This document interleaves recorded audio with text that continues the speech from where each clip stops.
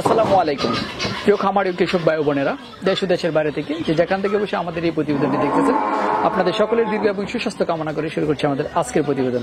দর্শক বন্ধুরা, আমি এই মুহূর্তে অবস্থান করছি কুমিল্লা জেলার হোমনা থানার বাবরকান্দি গ্রামে। বাবরকান্দি গ্রামের শাহ আলী ভাই অনেক সুন্দরভাবে একটি ময়ূরের খামার গড়ে তুলেছেন। আসলে আপনারা অনেকেই যে অনেক প্রতিবেদন দেখছেন যে আসলে ময়ূরের প্রতিবেদন আমি এর আগে কখনো তৈরি করি না, আর ময়ূর যে এখন বাণিজ্যিকভাবে লালন পালন করা যায় সেটাও আপনারা অনেকেই জানেন না।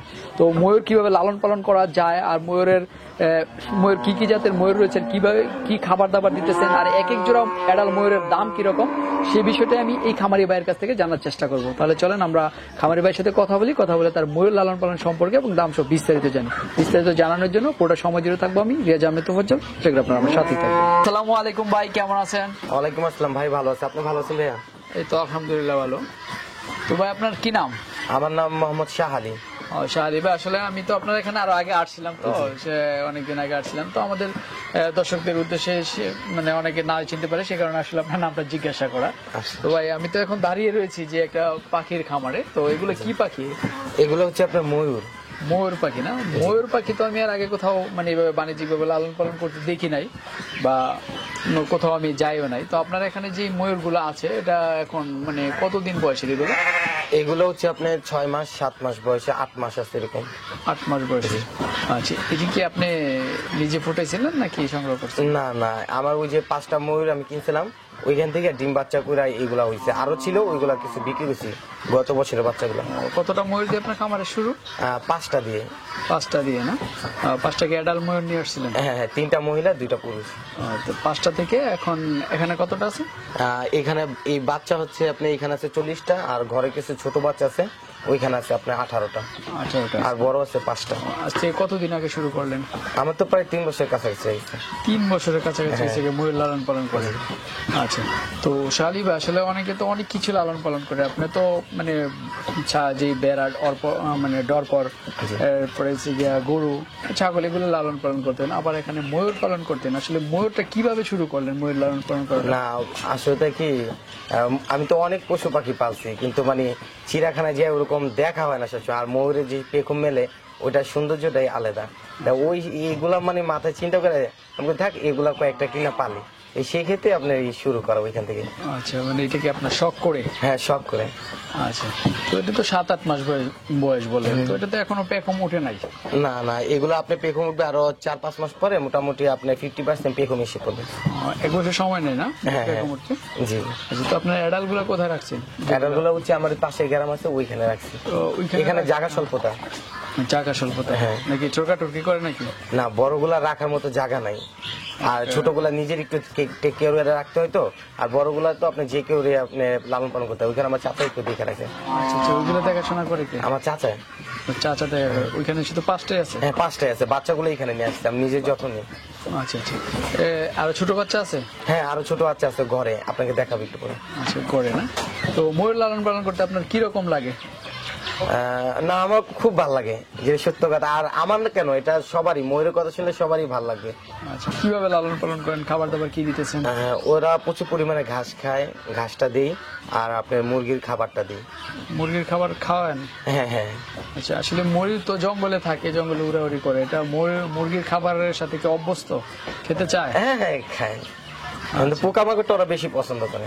আচ্ছা, ওই খাওয়াইলে কোনো সমস্যা হয় না? না না না, কোনো সমস্যা না। আচ্ছা, আসলে ময়ূরের কি আপনি তো মানে লালন পালন করতেছেন, এটা কি বাণিজ্যিক আকারে লালন পালন করার চিন্তা ভাবনা নাকি শখ করি? না, শখ করে তো তখন করছি, কিন্তু এখন মানে বাণিজ্যিক আকারে করার প্ল্যান নিছি, যে খামারটা আরো বড় করব, যদি আল্লাহ তাআলা মুখে দিয়ে তাকায়, এখান থেকে কিছু ভালো কিছু আশা করা যায়। এই যে ময়ূরের খামার করছেন, ময়ূরের খামার করার কি বাংলাদেশ সরকারের অনুমতি আছে? হ্যাঁ হ্যাঁ হ্যাঁ, আছে, অবশ্যই আছে। যে কেউ চাইলে করতে পারবে? যে কেউ চাইলে করতে পারবে। প্রথম কথা হচ্ছে আগে শখ থেকে করতে হবে, আর এখন তো অনেকটা উন্মুক্ত করে দিচ্ছে। আগে তো আপনার ময়ূর পালা একেবারে নিষিদ্ধ ছিল, এখন আপনার যে কোনো ব্যক্তি বর্তমানে 8-9 মাসে যে আইন করছে, আপনার যে কোনো ব্যক্তি 10টা পালতে পারবে, সর্বোচ্চ 10টার বেশি হলে তাকে বন বিভাগে পারমিশন নিতে হবে। তো আপনি বন বিভাগে পারমিশন নিয়েছেন? হ্যাঁ, আমারটা করা হয়েছে, রেজিস্ট্রেশন করা হয়েছে। আচ্ছা, এই রেজিস্ট্রেশনটা কিভাবে করতে হয়?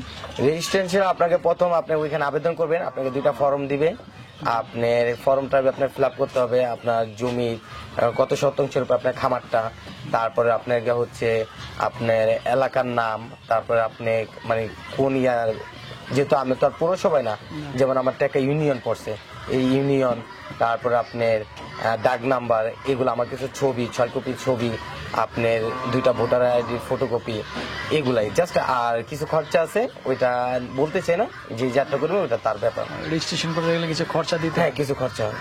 আচ্ছা, তো মানে এটা যে 10টার উপরে যদি কেউ লালন পালন করে হ্যাঁ, তখন 10টা। তাদেরকে এই রেজিস্ট্রেশনটা করতে হবে। হ্যাঁ, এর করতে কম হবে, এটা হলে- বাধ্যতামূলক। এর কম হলে করতে পারবে, করার দরকার নেই। হ্যাঁ, দরকার নাই, কিন্তু তারপরও যদি কারো মনে সন্দেহ থাকে সে করলে ভালো। আজ হলো করতে হবে, কাল হলো করতে হবে, করে রাখলে ভালো। আচ্ছা আচ্ছা, তো ময়ূর আসলে যে লালন পালন করতেছেন, আসলে ময়ূর লালন পালন করতে গিয়ে কোনো রকম ঝামেলায় পড়েন কিনা বা কোনো সমস্যায় পড়েন কিনা? রোগ বালাই ক্ষেত্রে হ্যাঁ, রোগবালায় হয়তো বা যদি পাড়া প্রতিবেশী অনেকে আছে যে শব্দ করে কিনা, এরকম কোনো? না, ময়ূরের প্রবলেম হয় না। আপনার ময়ূর আল্লাহর মধ্যে ভালো, ওরা শব্দ খুব কম করে, কিন্তু আপনার ওরা আপনার সিজনে কালে ময়ূর অনেক চিৎকার দেয়, ওই পুরুষগুলা ক্যাকো ক্যাকো কে ডাকে। এটা কিন্তু এটা তো আর ওরকম চিল্লায় না, ভালো। কিন্তু অন্য সব পাখির ক্ষেত্রে এগুলো অনেক ভদ্র। আর বাইরে কি ছাড়া মারা যায় এগুলা? হ্যাঁ, ছাড়া যায়, মুরগির মতোই ছাড়লে আবার রুমে আসে? আসে, কিন্তু আমার তো অনেকগুলা, তো আবার দেখছি কুকুর বিড়াল আছে, ওর খাবলা খাবলি হলে দৌড়াবে, এই কারণে ছাড়া হয় না। আচ্ছা আচ্ছা, তো একটা ময়ূর কতদিন মানে কত বছর সময় হলে মানে রেগুলার ডিমে আসে? আপনার 18 মাস। 18 মাস হলে ডিমে হ্যাঁ, আসে। 18 মাস। একটা ময়ূর থেকে কত পিস ডিম পাওয়া যায়? আপনার 20 থেকে 30টা, এটা হচ্ছে খামার পর্যায়ে। আর যদি ওরা বন জঙ্গলে থাকে ওখানে 6 থেকে 8টা, সর্বোচ্চ 10টা পারে। সর্বোচ্চ 10টা। এখানে বেশি ওইখানে কম পারার কোনো কারণ আছে নাকি? হ্যাঁ, কারণটা হচ্ছে আপনার ওইখানে ওরা আপনার নিজেরাই আপনার ডিম পাড়ার পর ওরা নিজেরাই তা দেয়, তখন ওরা আর ডিমে আসে না, কারণ বাচ্চা মানুষ করতে হয়, সেখানে ওদের অনেক সময় খেয়ে ফেলে, এখানে আর ডিম পারে না। আর ডিম পারলেও ওরা ওই ডিমে আর কখনো বসে না। আর এখানে হচ্ছে আমরা যে ডিমগুলো ওরা পারে, আমরা ডিমগুলো উঠাই নিয়ে যাই, সেক্ষেত্রে ওরা ডিম পাততেই থাকে। আর ভালো মানে খাবার দিই, এই কারণে ডিমটা বেশি পারে। বছরে কি একবারই ডিম পারে নাকি একাধিক পারে? হ্যাঁ, একাধিক বলতে আপনার ওই যে মাস থেকে আগস্ট মাস পর্যন্ত ডিম পারে। আচ্ছা, মানে এরা নিজে ডিম পারে, নিজেই তা দিয়ে বাচ্চা ফোটায়? হ্যাঁ, তা ওই যে আমি ডিম উঠায় ফেলাই, ওদেরকে মানে বসতে দিই না। আচ্ছা আচ্ছা, তো আপনি কিভাবে বাচ্চা ফোটান? আমি দেশি মুরগির মাধ্যমে বাচ্চা ফুটাই। দেশি মুরগি ফুটাইতে পারে? হ্যাঁ হ্যাঁ, পারে। আচ্ছা আচ্ছা, তো এই ময়ূরগুলো তো আপনার এখানে তো অনেকগুলো হয়ে গেছে এখন, তো এটা নিয়ে চিন্তা ভাবনা কি আপনার? আর চিন্তা ভাবনা হচ্ছে আমি ওই যে আরো কিছু গরু খামার আছে আমার, অল্প কিছু ভেড়া আছে, এগুলো আমি চাপায় ফেলাইয়া আপনার গরুগুলা বিক্রি করে ফেলাবো, ওইখানে আপনার মানে ময়ূরের সেটটা আরো বাড়াবো, যেহেতু ওরা এখানে অনেক, তো আপনি এখানে এতগুলো এই ঘরে ময়ূর রাখা যাবে না। যেমন ওরা আপনার 4-5 মাস পরে ওদের পেখম বেড়ে যাবে, সর্বোচ্চ গেলে এই ঘরটার ভিতরে আপনি ধরেন 6 থেকে 7 জোড়া রাখা সম্ভব। তা আমার তো আল্লাহর মতে 60টার মতো আছে, 60টার উপরে, তো এগুলো রাখতে গেলে তো আরো আপনি শেড দরকার, প্রায় 3-4টা শেড দরকার। হ্যাঁ ভাই, এটা তো একটা শৌখিন পাখি, আপনি লালন পালন করতেছেন। আসলে এটা যদি আপনি বাণিজ্যিক ভাবে লালন পালন করেন, তো এটা কি বাজারজাত করতে পারবেন বা আপনি কি মার্কেটে এটা উঠাতে পারবেন? এটা ডিমান্ড আছে আল্লাহর মতে, ভালো মাশাআল্লাহ ডিমান্ড? হ্যাঁ, ডিমান্ড আছে, কিন্তু এটা তো যারাই পালন করবে প্রথমত বাণিজ্যিক আকারে চিন্তা ভাবনা না করাটাই ভালো, এটা শখ থেকে করতে হবে। কিন্তু আমি শুরু করছি, আমার বেশি হয়ে গেছে, তো আমি দেখি যে কি হয়।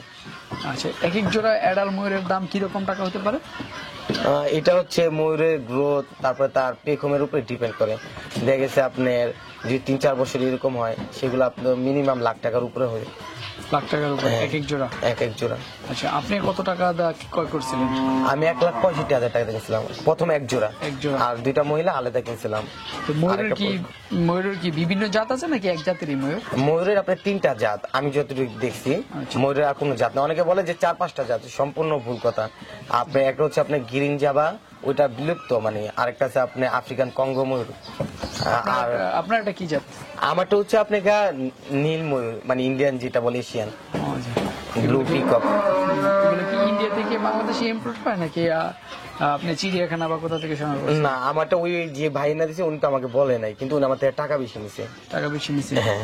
এখন দাম কম আছে না? এখন দাম কম আছে বলতে মানে আমি যত গেছি লাখ টাকার উপরে দাম। লাখ টাকার হ্যাঁ, উপরে? এরকম।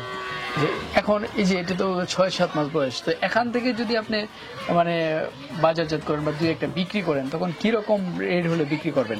যদি 10 মাস বয়স হয় আপনার ওইগুলো আপনার 45-50 হাজার টাকা এরকম বাজার মূল্য। জোড়া? হ্যাঁ, জোড়া বাজার মূল্য। তো মানে দামটা তারপরে তো অনেক দাম, এত দাম দিয়ে ময়ূর যে কে ক্রয় করবে? আর এটা যদি বাণিজ্যিক আকারে আপনি খামার করেন তাহলে যদি বাজারজাত না করতে পারেন আপনাদের একটা বিরাট লসের সম্মুখীন হয়ে যাবে। না আসল কথা কি, অনেক লোকে ফোন দেয়, তাই সেই ফোন দেওয়া আমি কিন্তু এতগুলো আমি করতাম না। আর বিক্রি করা যে মানে করি না, যে কারণ আপনি যে মানুষ ফোন দেয় তাদেরকে অনেকে দেখা গেছে আপনি দামটা অনেক কারণে নিতে পারে না, কিন্তু আমাকে অনেক লোক ফোন দেয়।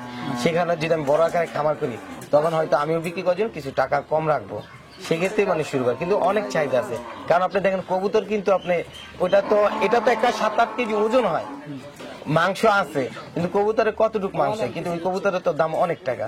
আর ওদের থেকে ময়ূরের সৌন্দর্য কিন্তু অনেক, আচ্ছা, সেই তুলনায় দামটা যে বেশি আমি মনে করি বেশি না, অনেক কম।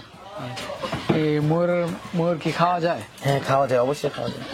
মানে ময়ূর খাওয়া যায় না? হ্যাঁ হ্যাঁ, খাওয়া যায়। আচ্ছা, তো ময়ূর তো হচ্ছে অনেক দামি, কেউ আসলে খাওয়া সাহস করবে না। যেহেতু যদি অল্প দাম হতো মুরগি ওইগুলো হয়তো খাওয়ার সাহস করতো, তাহলে হয়তো বা মানে বাজারটা একটু মানে যে কেউ চায় মানে বাজারে নিলে আপনি এটা বিক্রি করতে পারতেন। তারপর আপনি অনেক চিন্তা ভাবনা করে বাণিজ্যিক আকারে যাবেন, কারণ বাংলাদেশে এত শৌখিন লোক নাই যে 1 লাখ টাকা 1.5 লাখ টাকা দিয়ে একজোড়া ময়ূর ক্রয় করে নিয়ে খামার করবে। হয়তো এটা 2-1 জন নিতে পারে, সেক্ষেত্রে সব দিক চিন্তা ভাবনা করে খামার করাটা উচিত। না আমি আসলে কথা কি, আমি যে বিক্রি করছি প্রথম তো আমার যে গত বছর যে বাচ্চা ছিল, একটা ভাই একটা ভিডিও করছিল, সেখান থেকে আমি যে সারা পাইছি সেখানে মানে আমার হয়েছে যে না এটা বাজারজাত সম্ভব। কারণ আপনি বিদেশ থেকে যে ময়ূরগুলো নিয়ে আসে ওইগুলো কিন্তু এখনো অনেক টাকা দিয়ে নিয়ে আসে, ইম্পোর্ট করে যে নিয়ে আসে। তাই সেক্ষেত্রে বাংলাদেশে যে নিজের খামার হয় আমি তো আরো কম টাকায় সেল করতে পারবো। তো বিদেশ থেকে নিয়ে আসে তারা কোটিপতি অনেক শখ করে। আপনার মতো আমার মতো যারা মানে আমরা যারা আছি তা আমরা শখ করবো না যে 1 লাখ টাকা দিয়ে একজোড়া ময়ূর নিয়ে লালন পালন করি।